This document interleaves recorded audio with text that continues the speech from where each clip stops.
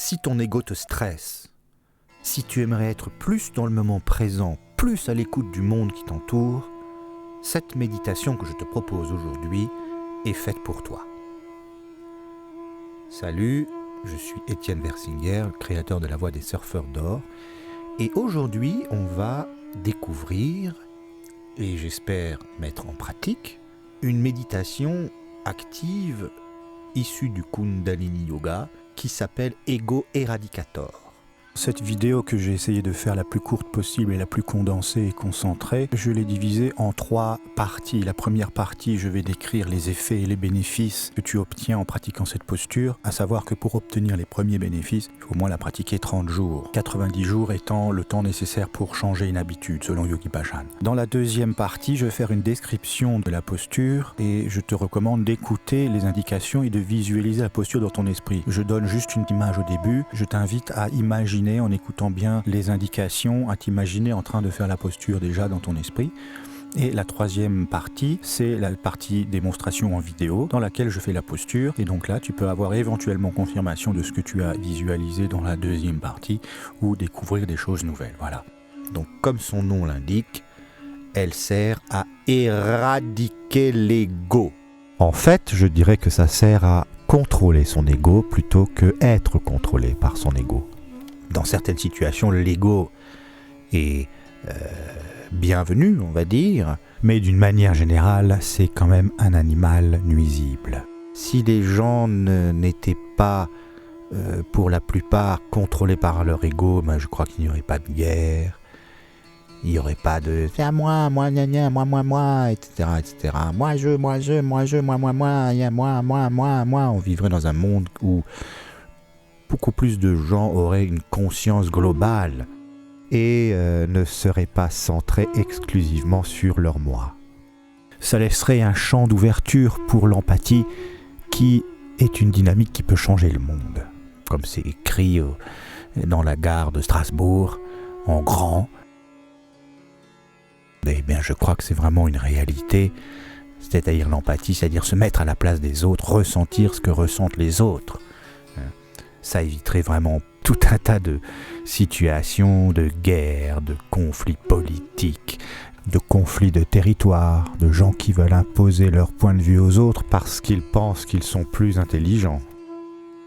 Voilà, si mon discours résonne en toi, si tu te dis « merde, mon ego il me fait chier », eh bien cette posture de yoga, cette méditation active est une panacée.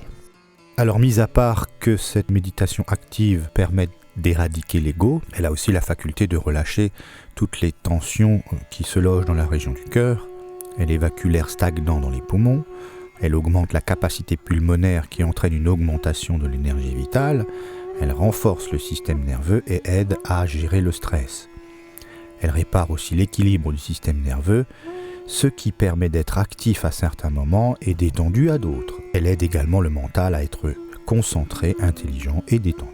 Donc pour ce qui est des indications techniques, on va s'asseoir au sol, en tailleur ou en lotus, ou sur les talons ou sur une chaise pour ceux qui ont des difficultés à s'asseoir en tailleur ou sur les talons ou qui ont des raideurs dans les genoux ou dans les jambes.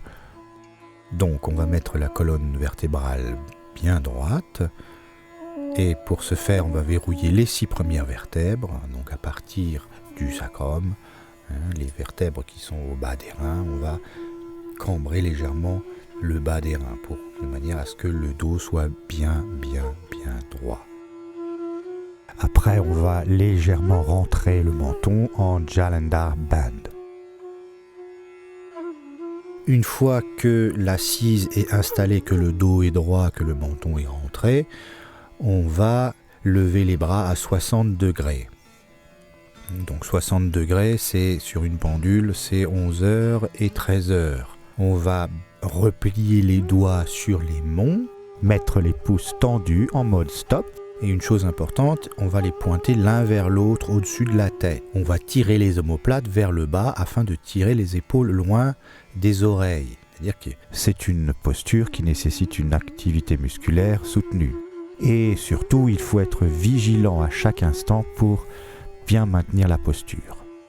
C'est vraiment très très important de veiller méticuleusement aux détails, à tous ces détails de la posture pour qu'elle ait son efficacité maximum. Donc sans arrêt, être présent à son corps et retirer les bras en arrière parce qu'ils vont avoir tendance à avancer, le dos va avoir tendance à se courber, les pouces tendance à se ramollir. Donc en gros, être toujours vigilant à maintenir correctement la posture. En ce qui concerne le regard, les yeux vont loucher doucement, délicatement sur le troisième œil entre les sourcils, avec les yeux clos.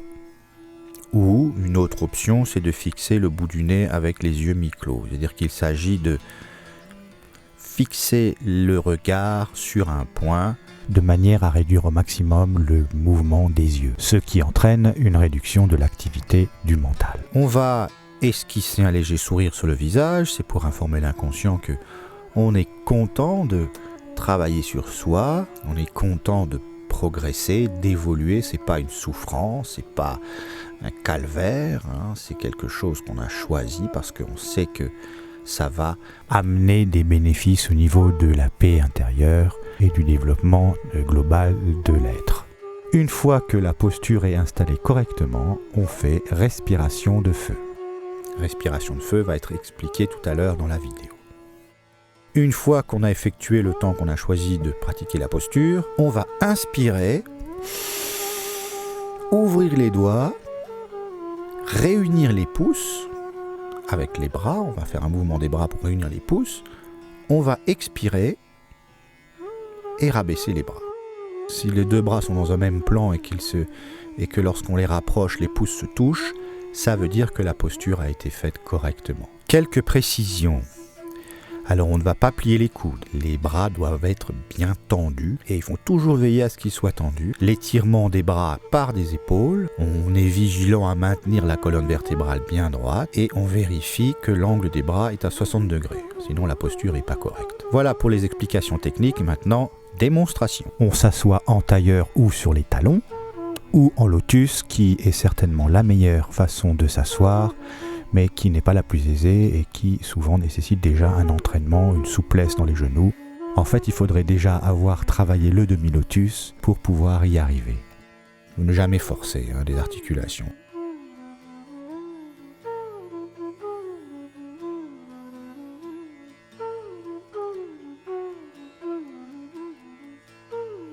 On va bloquer les 6 premières vertèbres, donc pour avoir le dos bien droit, rentrer légèrement le menton, de manière à ce qu'on sente un peu que ça tire dans le cou derrière.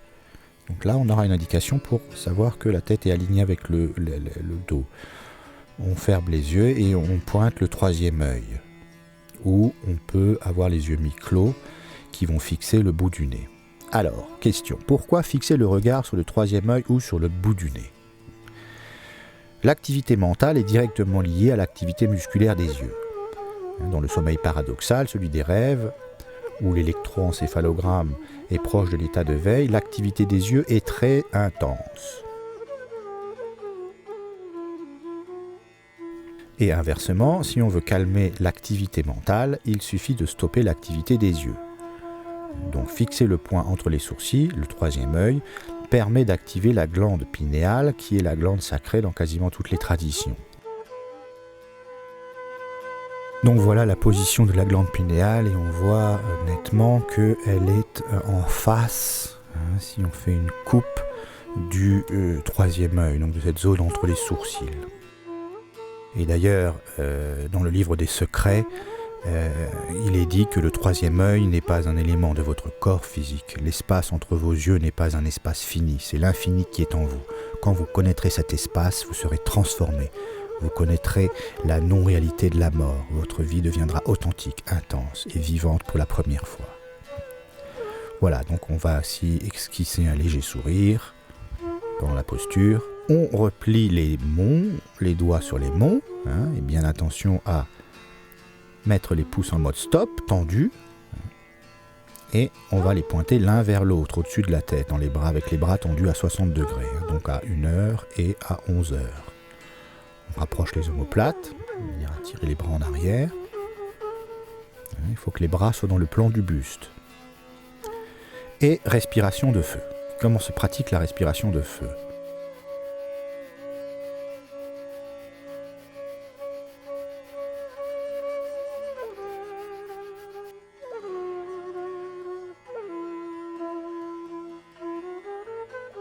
La respiration de feu est une impulsion qui part du ventre.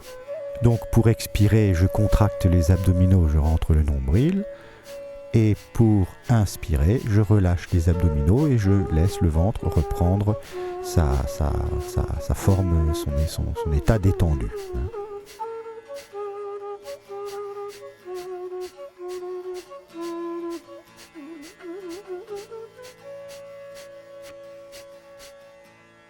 Récapitulatif. Donc on s'assoit en tailleur sur les talons ou en posture du lotus. On veille à ce que le dos soit bien droit. On lève les bras à 60 degrés qui sont bien tendus. On veille à ce que les bras soient vraiment bien tendus. On ferme les poings en mettant les doigts sur les mains. Les pouces sont tendus et dirigés l'un vers l'autre au-dessus de la tête. On concentre le regard sur le troisième œil ou avec les yeux fermés ou sur le bout du nez avec les yeux mi-clos et on fait la respiration de feu.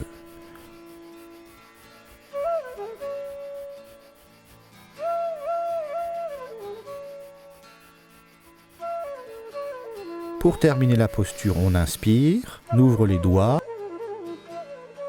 on rapproche les bras pour que les pouces se rejoignent. On expire et on rabaisse les bras. Et la posture est terminée. Et après, en fin de posture, on fait une méditation, une relaxation, pour laisser infuser et bien ressentir les sensations dans le corps. En posture du mort, donc sur le dos, avec la paume des mains dirigée vers le ciel. Voilà, c'est la fin de cette vidéo. J'espère qu'elle t'a inspiré, qu'elle t'a peut-être même motivé à la mettre en pratique. À savoir que pour en tirer les premiers bénéfices, il faut au moins la pratiquer pendant 30 jours. Donc voilà. Si tu as apprécié cette vidéo ou si tu as des questions, n'hésite pas à les poser en dessous dans la zone des commentaires. Je y répondrai évidemment. C'était Étienne Versinger, créateur de La Voix des surfeurs d'or. À bientôt. The gods are always a way to leave the old world. It's a way to bring the new world. It's a way to make the world a wonderful place. The garnet of joy, happiness and love, compassion, high technology and new economy. It's a way to eat consciously, a way to learn about your body, your mind and your spirit. It's a journey to learn how to domesticate the darknesses, a way to pump up the consciousness. Come on, let's fix the body.